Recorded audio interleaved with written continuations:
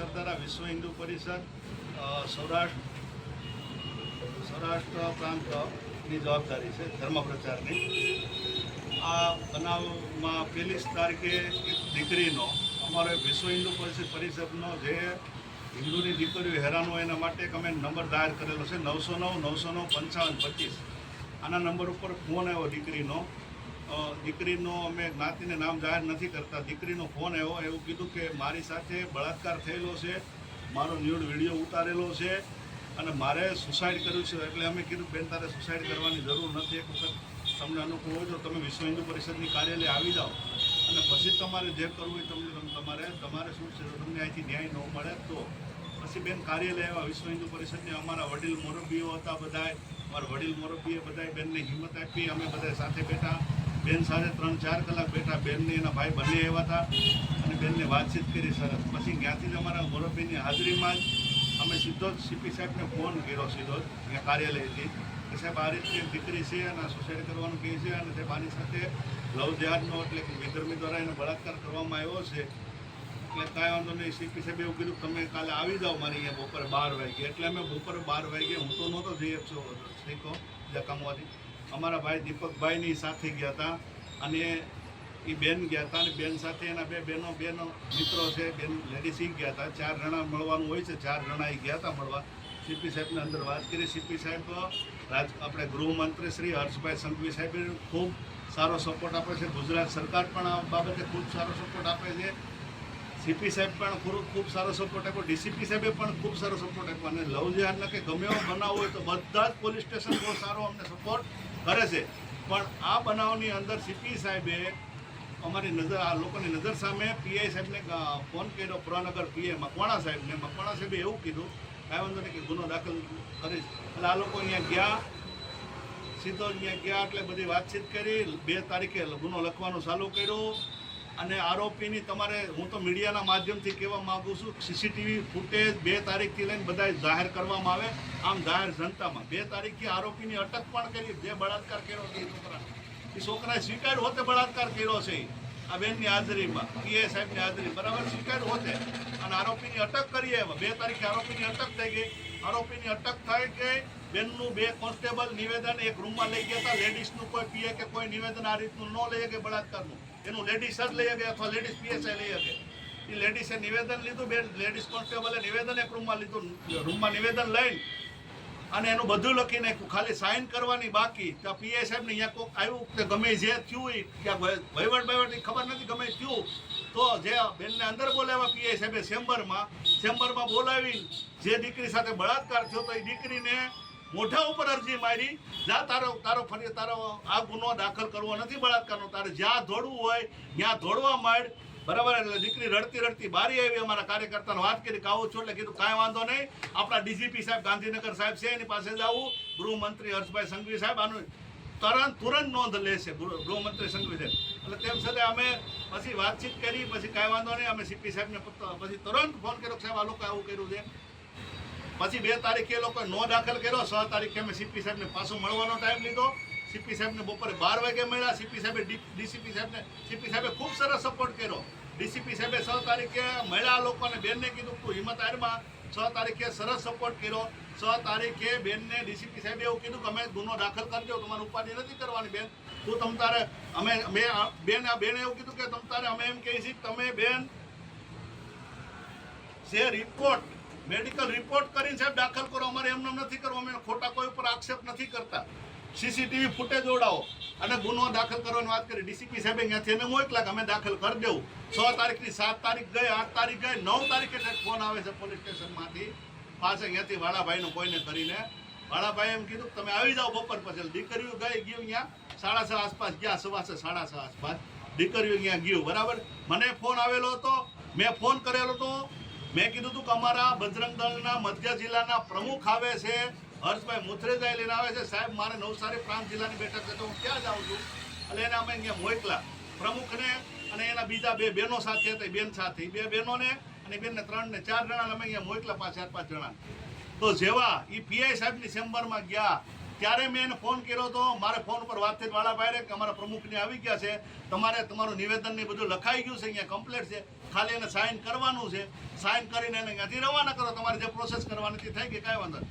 ત્યાંથી એને પીએ સાહેબની ચેમ્બરમાં મોકલા, હર્ષભાઈ મુથરેજાને આ બહેનોને, બરાબર, અને સીધા અંદર ગયા. અંદર બરાબર અંદર ક્યાં ગયા?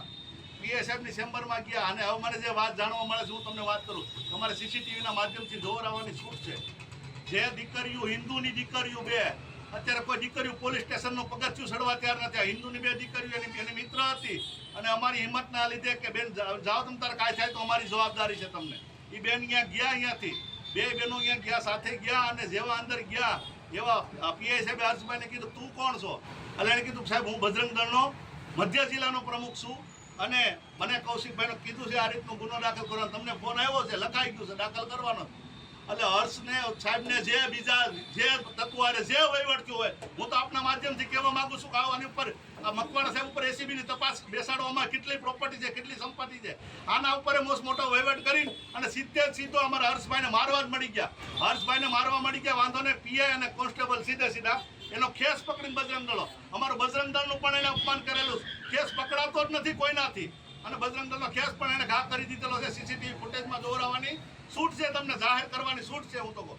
અને જેવો સાહેબ એને મારવાનું ચાલુ કર્યું સાહેબ, એમાં આપણી હિન્દુની બે દીકરીઓ આડી ગયા. એમાં પીઆઈ સાહેબ મકવાણા સાહેબે છાતી ઉપર હાથ ફેરવો એટલે હું દીકરીઓનો શેરતી કરવાની છે, જે ગુનો દાખલ કરવા જાય એની પણ શેરતી કરેલી. દીકરીઓ પણ નિવેદન આવતા ડરે છે કે અમારી જાહેરમાં અમારી આબરૂ જાય. હું સમજવાનું કે અમે વિશ્વ હિન્દુ પરિષદના ભરોસે અહીંયા ગયા ગુનો દાખલ કરવા. એટલે આ રીતનો પ્રોબ્લેમ જો છે, આના સીસીટીવી જાહેર થાય અને આની ગંભીરમાં ગંભીર નોંધ લેવાય. બધા પોલીસ સ્ટેશન હારા છે, બધા અધિકારીઓ પોલીસને હારા છે. આ એક પીઆઈ સાહેબને શું ફરક છે ખબર નથી પડતી આના માટે. પછી એને હર્ષભાઈને મારવામાં આવ્યો. હર્ષભાઈને પોલીસવાળા બીજા કોન્સ્ટેબલ બધા ભેગા થઈ ગયા અને એક પણ ડ્રેસમાં નહોતા, બધા સિવિલ ડ્રેસમાં હતા. સિવિલ ડ્રેસને એવો કયો પરિપત્ર છે સિવિલ ડ્રેસમાં પહેરી મારવાનો? સિવિલ ડ્રેસમાં બીજા વિધર્મી આવીને મારી ગયા છે અમારા બજરંગ દળના કાર્યકર્તાને. એટલે અમારા સીસીટીવી જાહેર કરવા છે સમાજમાં કે ખાલી પોલીસવાળા હતા કે બીજા વિધર્મી હોતે હતા, બરાબર. એને મારી લીધું છે. એને હર્ષભાઈને ખૂબ મારવામાં આવ્યા છે. અત્યારે સિવિલ હોસ્પિટલમાં દાખલ છે. મરણ ઝોલાણની વચ્ચે સિરિયસ કેસ છે, દાખલ છે હોસ્પિટલમાં. એનું કદાચ મંગળવારે ઓપરેશન કરવાનું પડશે પેટમાં. એટલે પેટના ભાગે એટલું બધું મારી દીધું છે ને. એટલો બધો મારવાનો હક છે? ગુનેગાર હતો એ ડ્રગ્સ વેચતો હતો, ગાંજા વેચતો હતો, એ નોકરિયાત માણસ છે બેંકનો અને બજરંગ દળનો પ્રમુખ છે અને ઘરનું પેટ્રોલ બાળીની સેવા કરે છે હિન્દુત્વની. એટલે એને અમારી એટલી જ હર્ષભાઈ સંઘવી સાહેબ પાસે, ડીજીપી સાહેબ પાસે એટલી જ માગણી છે કે એમાં નિયમ મુજબ પીઆઈ સાહેબ ઉપર જે કાર્યવાહી થતી હોય કાર્યવાહી કરે. હર્ષભાઈનો આમાં અમારો 1% વાંક નથી. એ જ્યાં એને 108 બોલાવી પોલીસ સ્ટેશનમાં, એવી તરત એને દાખલ ઓલી કરી દીધી. આપણે ઓલે અરજી કરી તરત એને આવડ્યા એફઆઈઆર દાખલ કરી કે ફરજ રૂકાવટ. હજે ગુનો દાખલ કરવા દે ફરજ રૂકાવટ કરે? ગુનો દાખલ કરવા દે તો હવે બધા ગુનો દાખલ કરવા દે ફરજ રૂકાવટ જ કરતા હોય છે ને. તરત એને એફઆઈઆર દાખલ કરી દીધી તો 2 તારીખની કેમ એફઆઈઆર દાખલ નથી કરી દેતી? બરાબર. જે ગુનેગારોને અને આ લોકો ગયા એની પહેલા સીસીટીવી ફૂટેજ દોરાવો. એને પીઆઈ સાહેબ આ ડિસેમ્બરમાં ચા પીતા હતા. કોણ ભરોસો કરે આ તંત્ર, આ અધિકારીનો? બીજું બધું તંત્ર તો સારું છે પણ આ પ્રનગરમાં જ શું વાંધો હશે સાહેબ? આની તપાસ થવી જાય અને એસીબી બેવી જાય. હું તો ગૃહમંત્રી હર્ષભાઈને અપીલ કરું છું સાહેબ, આવા અધિકારી વિરુદ્ધ સાહેબ સખ્તમાં સખ્ત પગલાં લેવાય સાહેબ. નહીતર કાલ કોઈ તંત્ર ઉપર કોઈ ભરોસો નહીં કરે સાહેબ. અમે તો હાથ જોડીને વિનંતી કરી છે કે આ દીકરીઓને ન્યાય મળે. અમારે કોઈ સ્વાર્થ નથી, અમારે કાંઈ. અમારી આ દીકરી હિન્દુની દીકરીઓ જાય તો ક્યાં જાય, કોની પાસે જાય? અને એટલી જ વિનંતી છે કે આમાં નિયમ મુજબ જે થતું હોય એ કરવામાં આવે. અમારી આ દીકરીઓને, હિન્દુની દીકરીઓને હિન્દુ વિશ્વ હિન્દુ પરિષદ પાસે અમે જાહેર નંબર કરેલો છે અને કોર્ડિનેટ સરકાર ખૂબ સહકાર આપે છે. હર્ષભાઈ પણ ખૂબ સહકાર આપે છે. આ રાજકોટના સીપી સાહેબ પણ સહકાર આપે છે. અત્યાર સુધીના રાજકોટના જે પોલીસ સ્ટેશનમાં ગુના બન્યા એ બધાય ગુનામાં લવ જેહાદમાં પોલીસવાળાએ ખૂબ સપોર્ટ આપ્યો છે.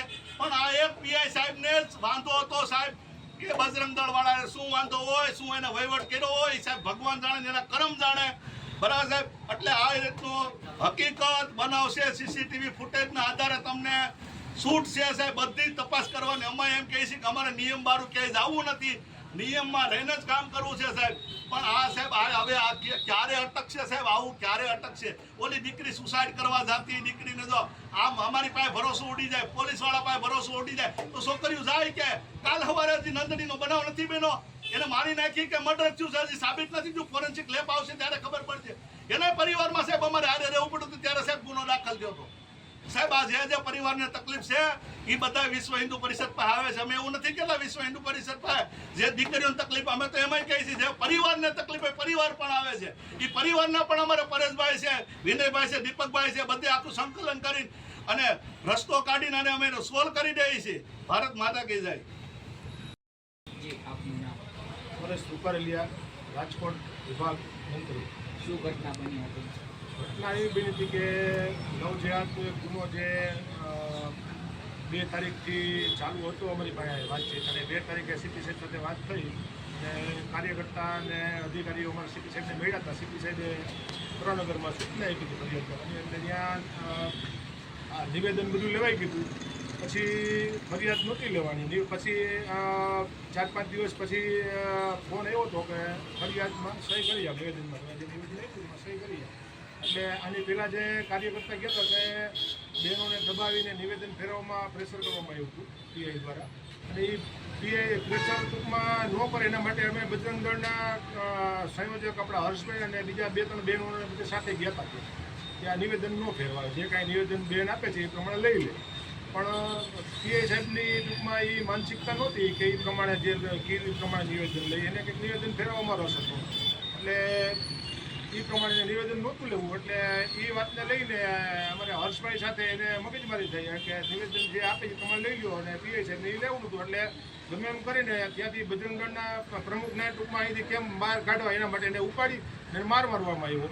તો એ ખરેખર ન થવું જોઈએ, કારણ કે કોઈ પણ કાર્યકર છે એ પોતાનું કામ મૂકી, ધંધો મૂકીને અહીંયા સેવા કરવા માટે ગયા છે ભેગા. એને કોઈને આમાં કોઈની આવક નથી બજરંગીના કાર્યકર્તા. માર મારવામાં કોણ સાથે હતું? માર મારવામાં પીઆઈ એમની સાથે બીજા 2-3 લોકો હતા. કોણ કોણ હતું એ તો એ વિડીયો ફૂટેજ બહાર પોતે અહીંયા સાહેબ મગાવીને જોશે તો એને સાચો આઈડિયા આવી જશે. હર્ષભાઈને કઈ જગ્યાએ લાગ્યું છે? હર્ષભાઈને પેટમાં ને છાતીમાં મૂઢમાર લાગ્યો છે, ફીકા પાટાનો અને પગમાં ને. અને અત્યારે લગભગ એને પેટમાં દુખાવા થવાથી એક ઓપરેશન પણ અત્યારે આવે એમ છે. તમારી માંગ શું છે?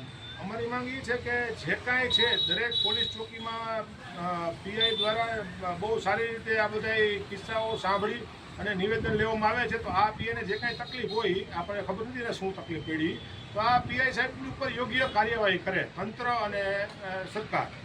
એ અમારી માંગ છે. તમારી ફરિયાદ ન લેવાનું કારણ શું હતું? એ તો એમને ખબર હોય ને, અમને કેમ ખબર હોય?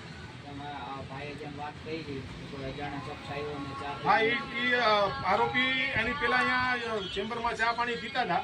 એ ધ્યાનમાં આવ્યું હતું લોકોના, એ લોકો કાર્યકર્તા કહેતા કે ચેમ્બરમાં ચા પાણી પીતા હતા આરોપી સાથે.